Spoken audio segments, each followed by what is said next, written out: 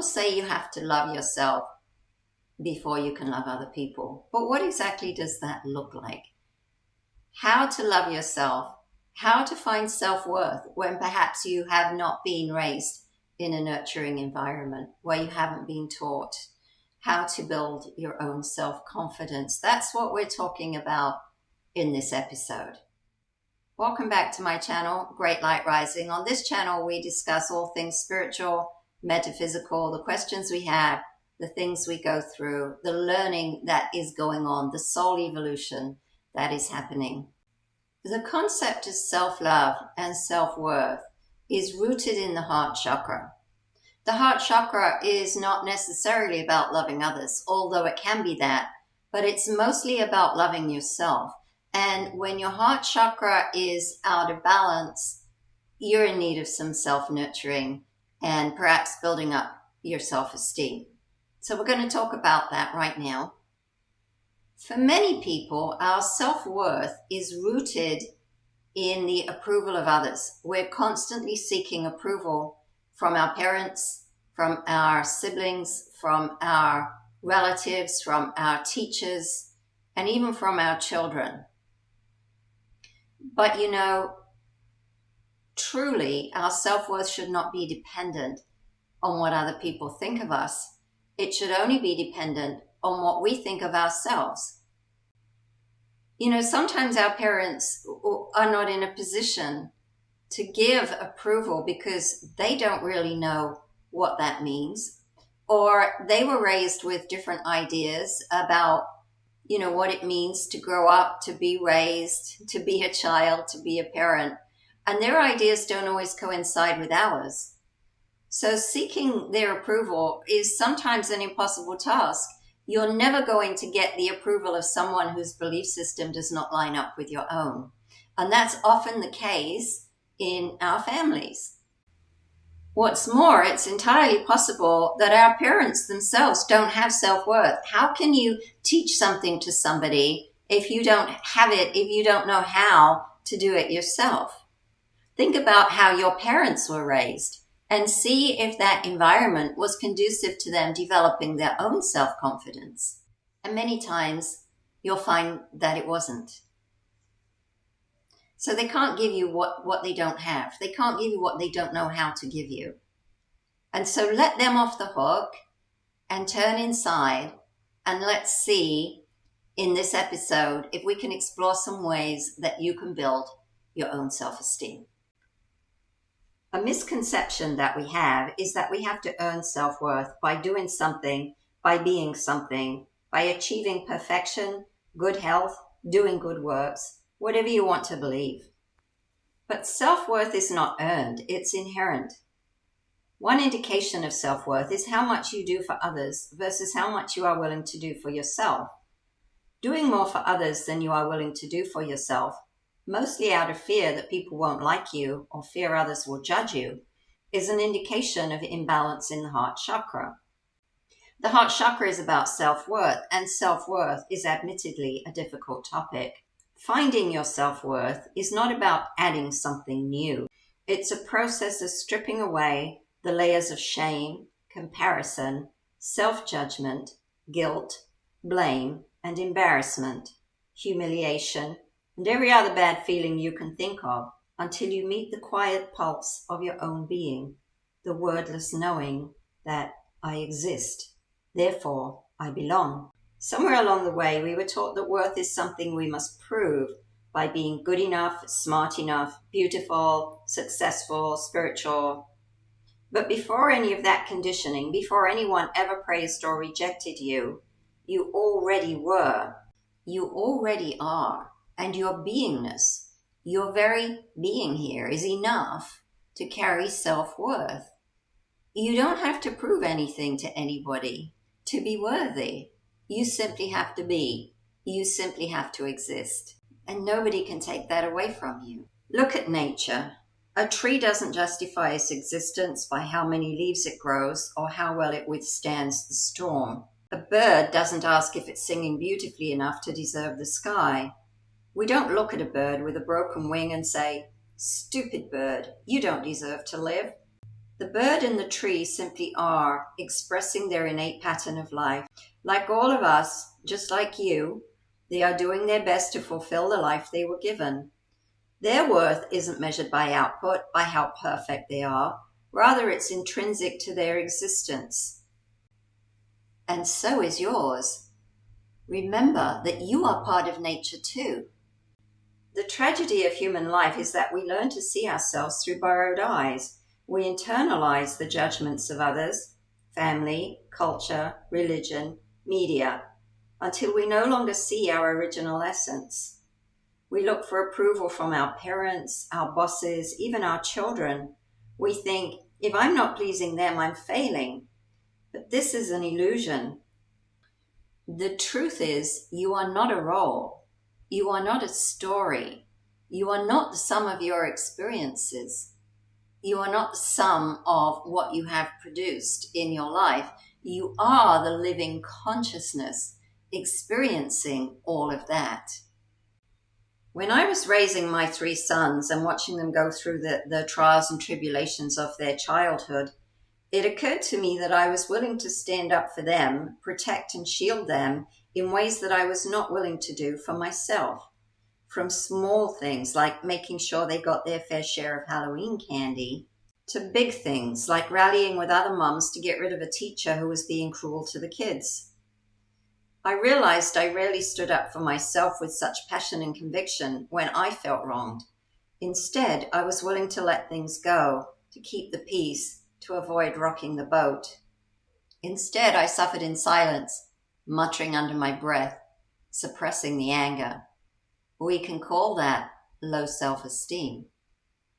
I realized that those actions I was willing to take for my children were the embodiment of love, and the fact that I was not willing to take the same actions for myself was the denial of self-love.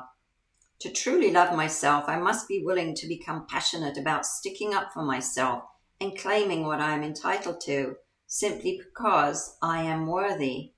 I am just as worthy as my children. I finally saw that. In that space, self-worth is more than an idea or a belief. It's bigger than what others think of you. It's a recognition, a moment of realization, a moment of seeing yourself as life itself sees you. You are already enough.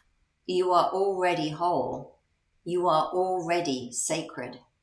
This perspective restores the balance in the heart chakra and enables you to nurture yourself, to nurture your spirit, to give yourself gifts of time, of love, even material gifts that lift your heart, ease anxiety, ease depression, and release feelings of low self-esteem.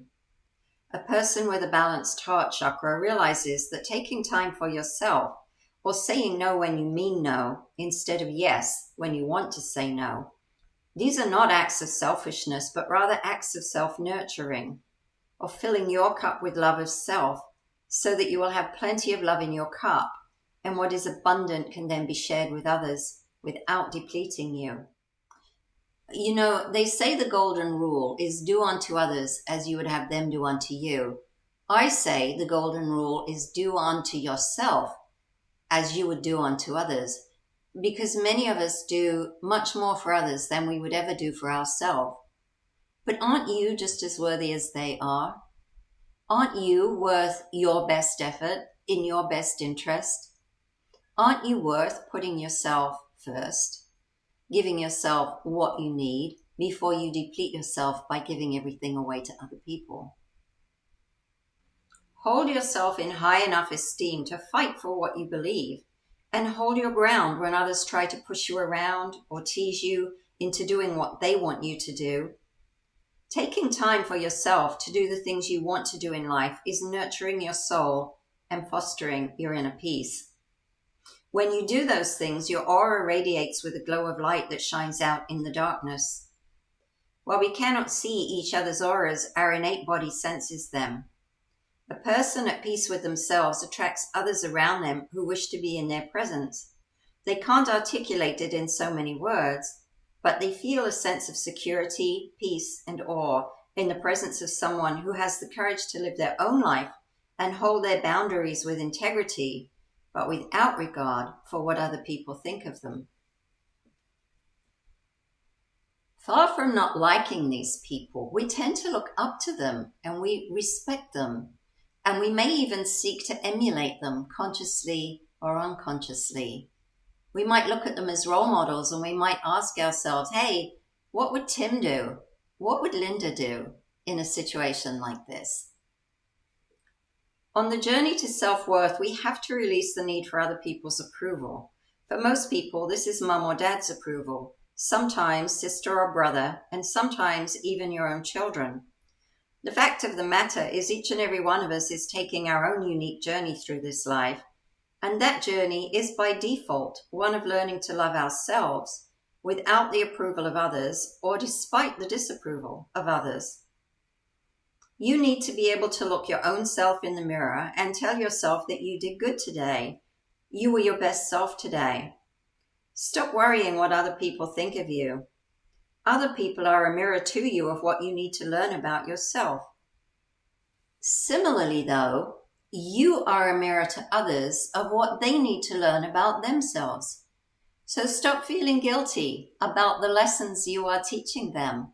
They are learning from you. When you live your best life, when you live your authentic life, they are learning what it means to watch someone live their authentic life, because the chances are they are also in fear of being themselves, in fear of what other people will think of them. And much of their own actions is most likely based on seeking approval from other people. If you arrive at a place of confidence and self-worth, that means you've learned to ignore their constant urging for you to be anything other than what you exactly are. It means you have learned to find your own happiness and your own inner peace. Just as they are reflecting to you what you need to learn, you are also reflecting to them what they need to learn. And at some point in this lifetime, or in the soul review, or in the next life, they will finally get that their idea of happiness is not right for everyone. And if they have tried to get you to behave a certain way because they think that will make you happy, but it doesn't actually make you happy, then that's an important lesson for them to learn in this lifetime. So rather than feeling bad that they will disapprove of you, feel good that you have fulfilled a teaching point they needed to learn. Of course, don't tell them that because they're not ready to hear that yet. But at some point, they will learn it for themselves simply by witnessing you finding your own happiness in your own way. To love yourself, talk to yourself as though you were the parent of a small helpless child or a bird with a broken wing. When the child cries, you hold it and talk to it gently. When it has a problem, you try to fix the problem. When it's being bullied, you stick up for it. If someone is trying to force it to do something against its will, you protect it and tell it they don't have to do that. You don't tell that small child, "You're such an idiot. It's all your fault. How could you be so stupid? What were you thinking?" These are the things we tell ourselves when we make mistakes.